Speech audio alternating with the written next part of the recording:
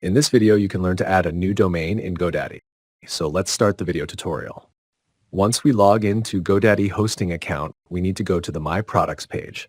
And in this page, we need to scroll down to the web hosting section and click Manage button. Next in this page, we need to click cPanel Admin button, which will bring us to the cPanel Settings page.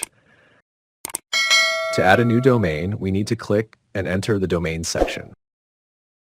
In the Domains page, we need to click Create a New Domain button. In this field, we will need to enter the new domain and click the Submit button to add the new domain.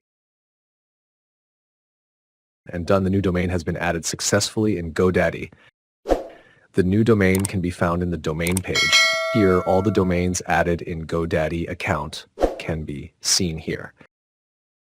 That's it for this video. Like, comment, share the video, and subscribe for more video updates.